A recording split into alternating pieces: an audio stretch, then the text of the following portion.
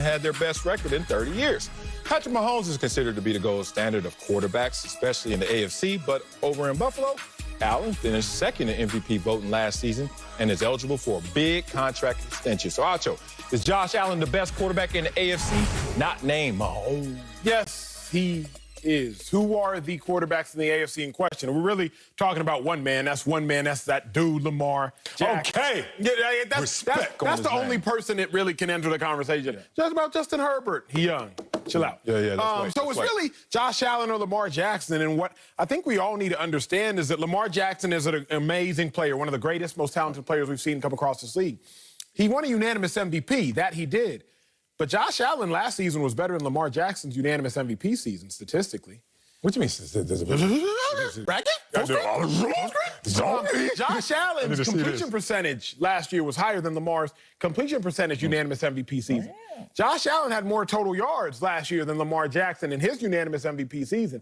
Josh Allen had more total touchdowns last season than Lamar Jackson in his MVP season. Only where Lamar Jackson has Josh Allen beat is in interceptions, where he beats Josh Allen by having 4 fewer. So, literally, Josh Allen last year was a better quarterback than Lamar Jackson in Lamar Jackson's prime. By no means does this a knock on Lamar Jackson. Lamar Jackson is a dude. But I think we just have to remember, like, what Josh Allen did last year. The real reason, though, I would say that Josh Allen is probably the best quarterback in the AFC, not named Mahomes, is this. He can do it both ways, meaning he can give you the statuesque quarterback. He can sit there in the pocket if he needs to. Remember, last year he was 5th in the NFL in passing yards. Or he can be a runner if he needs to. Since he entered the league in 2018, at the quarterback position, he's second only to Lamar Jackson in rushing yards as a quarterback. So you slice it, you dice it how you want it, he gonna give it to you. You want a quarterback that's a runner? Josh Allen is top 3. Lamar Jackson, Kyler, Josh Allen. Lamar Jackson, Cam, Josh Allen, depending on what your flavor is as a running type of quarterback. You want a quarterback that's a passer? Josh Allen is top 5. Top 5 last year in passing yards, top 5 in passing touchdowns. For that reason, he is the second best quarterback in the AFC, not named Mahomes. Oh, man, I disagree with what you're saying right here. But it's true. You know, I'm emotionally rooting Lamar Jackson. I just love it. Kind of taking me back to high school when a girl would see somebody else with her same outfit on in school. It was like, but she ain't wearing it like me. You know what I'm saying? Like Lamar Jackson looking at Josh Allen numbers like, a little better. Ain't doing it like I do it, right? That's how I feel about this. But, yeah, I got to give the nod to Josh Allen, my Buffalo brother from another. You know why? It's not so much about Josh Allen versus Lamar Jackson, because I think that they're the same dude, just balanced differently. So I would say let's lean into who Josh Allen is as a passer more so than we do as Lamar Jackson as a passer. But I also will lean into Lamar Jackson more as a runner and his mobility than I would Josh Allen. So if you look at the balance of the scales, they're going to be in the same place, but different things highlighted. The real thing we're saying, what I really believe what we're saying is we trust the NFL's Assistant of the Year, Brian Daboll, over Greg Roman. Evolution and growth in the passing game, especially in Baltimore, seems a little stifled versus what we're seeing develop in Buffalo with Josh Allen. I remind people, year 1 with Josh Allen wasn't that good. 10 touchdowns and 12 interceptions. Not that full screen, right? Year 2, all of a sudden 10-6 record, and you saw 20 touchdowns, 9 interceptions. Improvement, double in touchdowns. Then you talk about last year, 45 total touchdowns, drew 10 interceptions. Year 3, 13-3 record. We see that growth. With Lamar Jackson, it's been this, and that's not the same trajectory. So I look at a Greg Roman and say, unless you want to open it up for Lamar Jackson, we won't see the full complexion of Lamar Jackson's game. So going forward, it's not an indictment on Lamar Jackson. It's just, yeah, guess what? I trust Stephon Diggs over Hollywood Brown. Fair. I trust Cole Beasley over whoever you're going to say. Willie Snead last year, or you want to say Sammy Watkins this year if he ain't in the cold tub. Point being, I just trust everything around Josh Allen more so than I do right now in Baltimore. Got to bring in Fox NFL analyst Bucky Brooks. So, Bucky, Josh Allen, the best quarterback in the AFC, not named Patrick Mahomes? I'm going to say this in Spanish. No, he's not. He's not. Silly. He's not. He's not. He's not. I cannot believe y'all are sitting up here making this argument about Josh Allen and how great of a passer he is and how he exceeds Lamar Jackson when we only have 1 year of proof. 1 year. 2 years, his completion percentage have been in the 50 percentile. When we think about the standard being 65% in today's game, first 2 years, he was in the 50 percentile. Last year, he had a great year. Great year. Touchdowns, only 10 interceptions. But am I supposed to forget those first 2 years?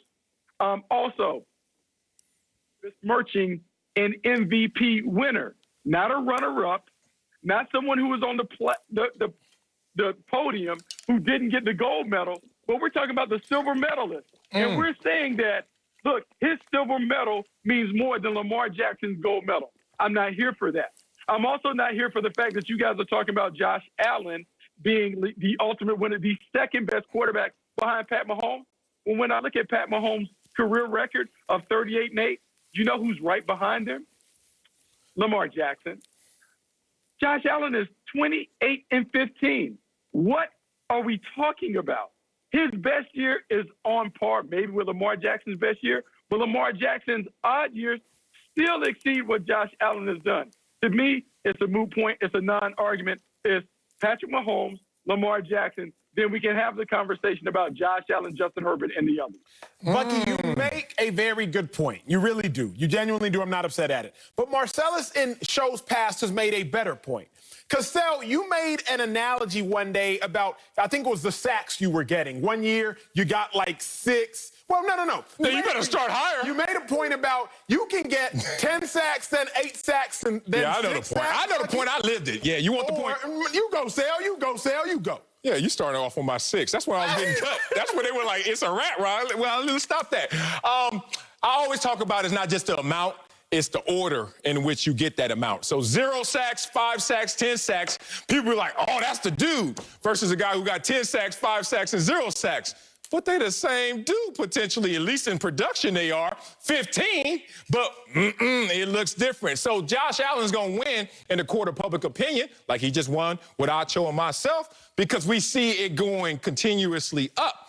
We see this for Lamar Jackson so far. And it's not on you, Lamar.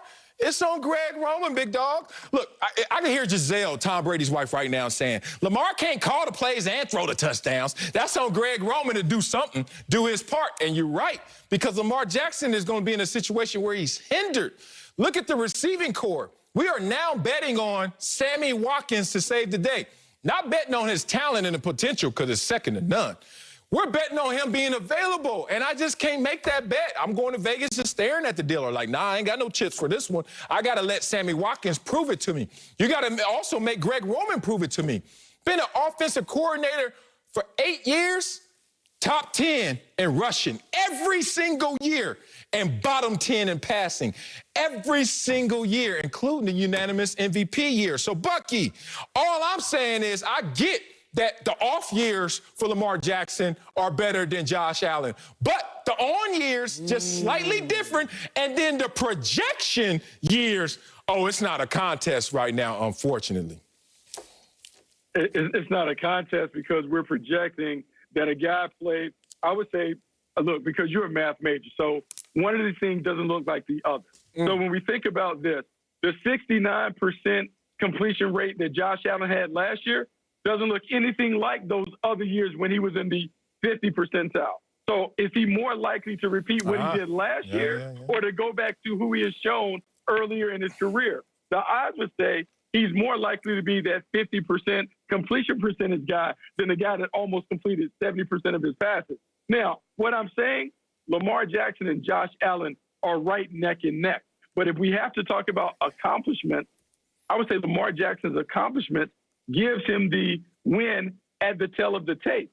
He has been an MVP. He has been recognized as being the best player in the league. Josh Allen doesn't have that. So we can say, oh, next year will be the year that he overtakes it. But until he's done it, can we really say that he's going to do it? I'm more inclined to give Lamar Jackson the nod, even though Josh Allen's supporting cast will make it more likely that he can get closer to that than Lamar Jackson's crew.